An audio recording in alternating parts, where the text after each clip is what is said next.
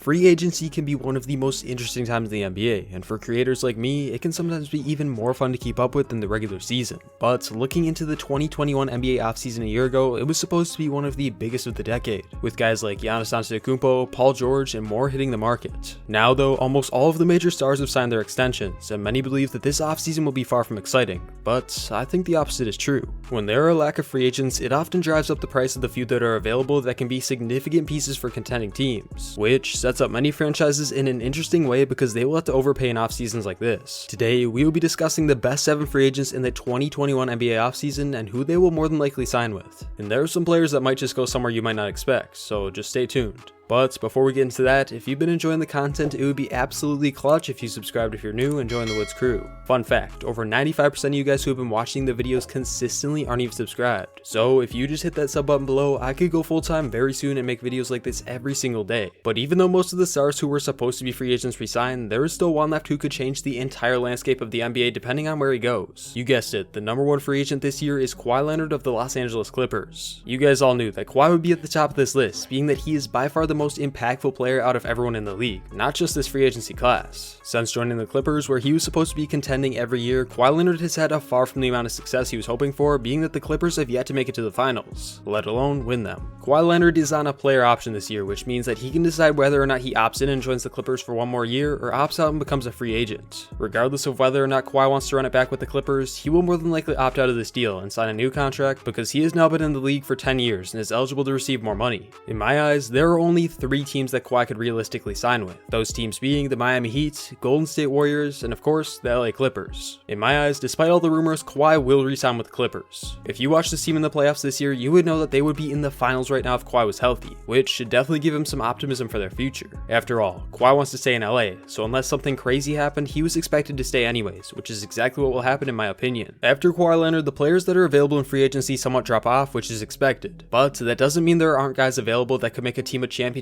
favorite if they still have some solid pieces. The second best potential free agent in my eyes is Chris Paul, who as we speak is in the NBA Finals with the Young Suns team, which shows just how much of an impact he's had. Over the past few seasons, CP3 went from quote-unquote washed to one of the most high-impact players in the league. I mean, this man got James Harden deeper into the playoffs than anyone else, willed the terrible Thunder team to the playoffs, and now is in the finals with the Suns. So it's safe to say there will be plenty of teams that want to land someone like Chris Paul. Paul is also on a player option like Kawhi Leonard, and will also opt out regardless of whether or not he plans to return with the Suns. At this point, it will be CP3's choice where he goes, because almost every team in the league will at least throw an offer for him, and he will definitely get the 3-year deal he's looking for. In my eyes, even though it's not exciting, Chris Paul will also more than likely re-sign with the Suns, especially if they win the championship against the Bucks. But if he doesn't, some of the other teams to keep an eye out for are the Los Angeles Lakers if they can make room for him, or the New York Knicks. Chris Paul and his connection with the Suns' young core is so good, I just can't see him leaving, not to mention the bond that he has with head coach Monty Williams. But even though the 2 big stars are more than likely staying with their teams because of postseason success, the rest of the players on this list will be switching teams. And coming in at number 3 is Demar Derozan, who to say the least might just be the most interesting free agent target this offseason.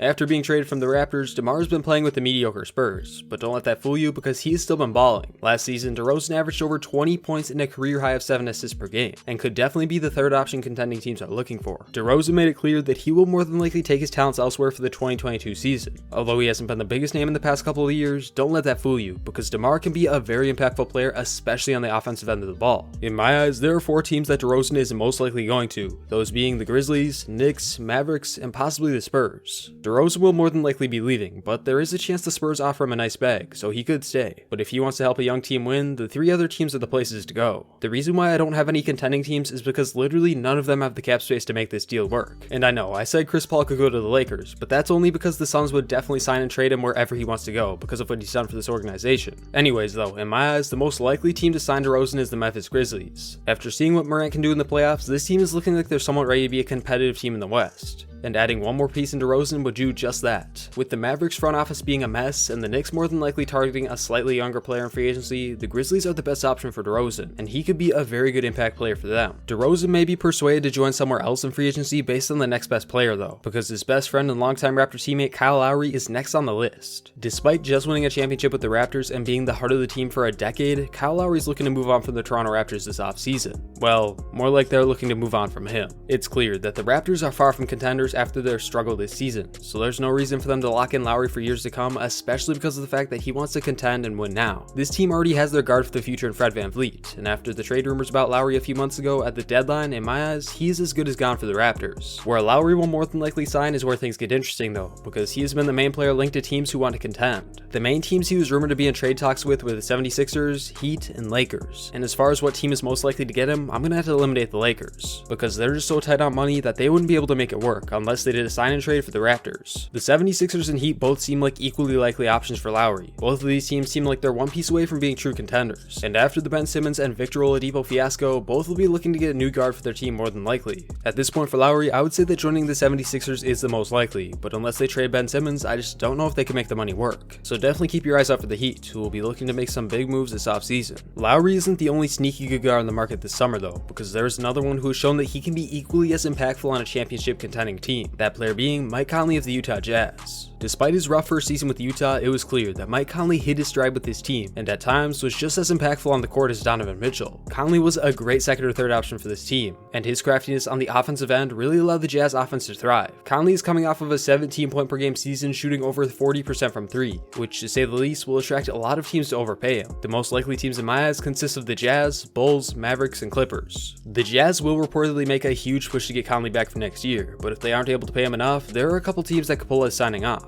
Starting off with the Bulls, they made it clear that they're trying to win with LaVine and Vucevic, so if they add one more piece, they could definitely be a solid team. The Mavericks, well, they just have to try and get anyone that can keep Luka content. And with Tim Hardaway Jr. leaving in free agency, there's a very good chance that they go for a new guard. And then we have the Clippers, who although aren't the most likely, are the best option for Conley. The sign and trade would have to go down for this to happen, and like the Chris Paul situation, the Jazz would have to be open to trading Conley for a minimal pieces just so they don't lose him for nothing. The most likely option, well, even though it's lame, the Jazz, but I could see Conley leaving and joining a desperate team willing to overpay him as well. After Conley, the remaining free agents aren't exactly win-now pieces, but they are young guys with lots of potential for the future. One of those guys being John Collins of the Hawks. John Collins is by far one of the best young studs in free agency this year, and he made his value go up a lot more in the playoffs this year. Earlier in the season, it seemed like Collins would be leaving the Hawks this summer because he didn't agree to a new contract and had some tension with the team. But after seeing what the Atlanta Hawks did in the playoffs, it's safe to say that they will more than likely match any offer that Collins gets. The only reason the Hawks let Collins go is because they would rather leave room to sign an extension for guys like DeAndre Hunter and Cam Reddish. But in my eyes, Collins is a crucial piece for the Sox team that they should not lose for nothing. But after making the conference finals, I believe that Collins will re-sign. But similarly to Conley, if he's offered a max contract or something along those lines from someone else, there's a very good chance he takes it. Collins said he hopes to re-sign with the Hawks this offseason because they have unfinished business, so if they can make the money work, it's safe to say that he'll be staying with the A. Despite Collins staying with his team, there is a young potential star that will 100% be leaving his squad this offseason, that player being Lonzo Ball of the Pelicans. After the failure with the Lakers, it seemed like Lonzo Ball's career would be on a downward spiral, but in my eyes, the Pelicans actually saved him. With this small market team, Zoe was able to work on his jumper and not be in the spotlight, but now he's ready to return to the brightest lights. It has been very clear that the trio of Zion, Lonzo, and Ingram just doesn't have what it takes to win at the highest level, so Lonzo will more than likely be taking his talents elsewhere this offseason. There have been rumblings of what teams would like to make a push for Lonzo Ball for a while now. These teams consist of the Knicks, Bulls, and the LA Clippers. All of these teams will more than likely make a move for a guard, but with the Knicks and Bulls wanting to go big and win now, there is a chance they make a move for someone like the other guys I mentioned instead. But if they fail to do so, Lonzo would be a solid backup option they can pick up. At the moment, the New York Knicks are the most likely team regardless of whether or not they re-sign Derrick Rose. And honestly, I think it would be a very interesting pairing for this team if Zoe can step up in a bigger role. It's safe to say that regardless of where all these guys go in free agency, there is still a big opportunity for teams to make championship strides with the available players to sign.